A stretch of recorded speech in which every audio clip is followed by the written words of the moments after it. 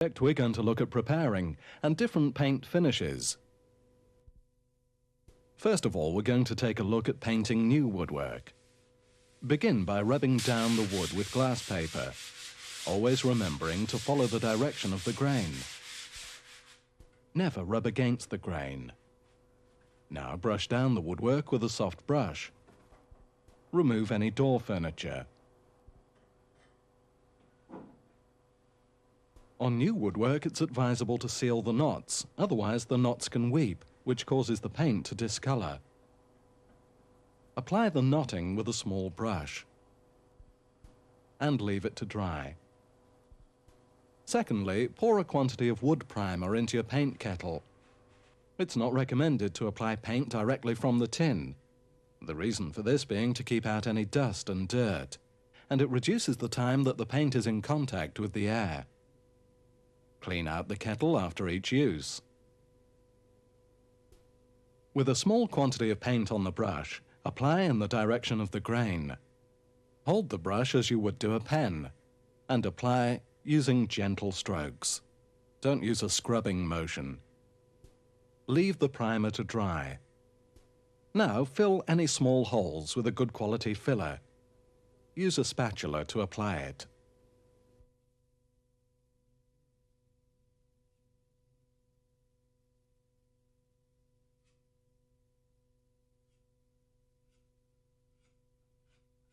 Lightly rub down with a fine grade of glass paper, again following the direction of the grain.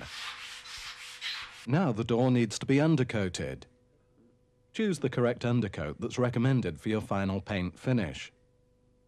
Follow the same procedure as with the primer, that's to say, small amounts on the brush applied in the direction of the grain. Long, smooth brush strokes will give a high-quality finish.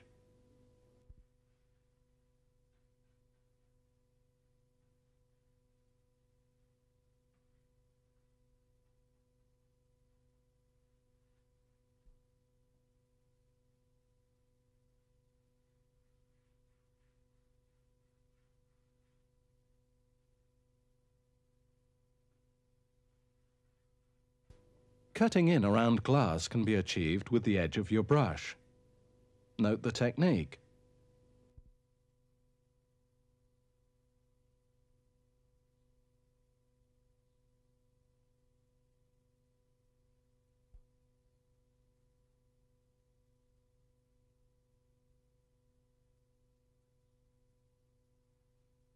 Alternatively, the glass can be masked off with tape. Leave the undercoat to dry.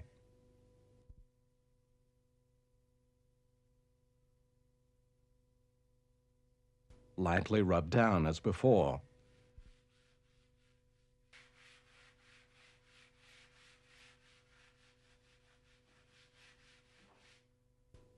Now apply your top coat. There are many different finishes readily available. Full gloss, eggshell, and satin wood. These are all applied in exactly the same way. Remove any bristles that happen to come out of the brush. This is more likely to happen with new brushes.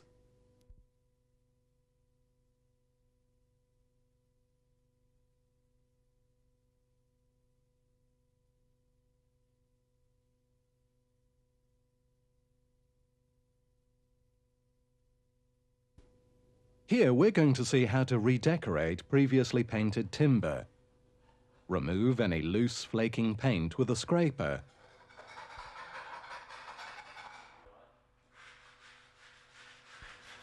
Sand down with a coarse-grained glass paper. By removing your sanding block, you'll be able to get well into any intricate moulding.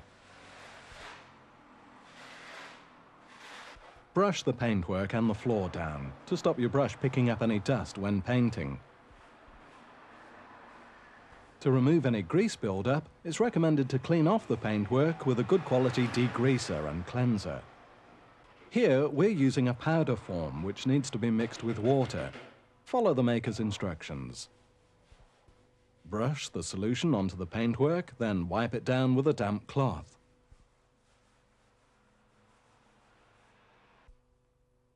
Your undercoat can now be applied. Following the same technique as before, any bare exposed timber will need to be primed.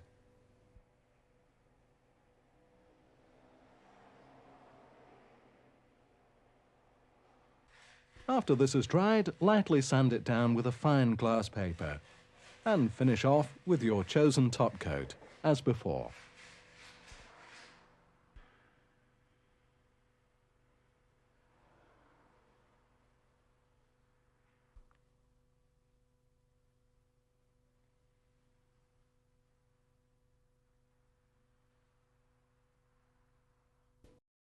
Finally, we're going to see how to strip old paintwork and stain the wood. If you're going to use a hot air gun, wear protective eyewear and gloves. Heat the paint until it begins to bubble, taking care not to overheat it and scorch the wood. Follow along with a scraper, removing the paint. Now, this process may require some practice.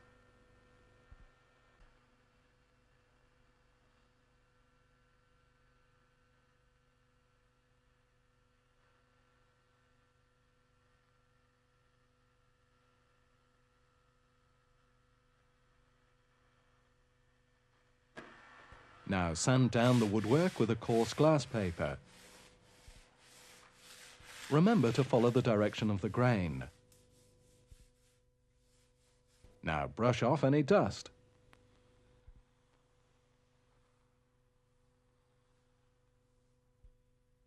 There are many different colors and finishes of stain available. Choose the one appropriate for your decor. As with all woodwork finishing techniques, apply small quantities. Spread evenly, following the grain.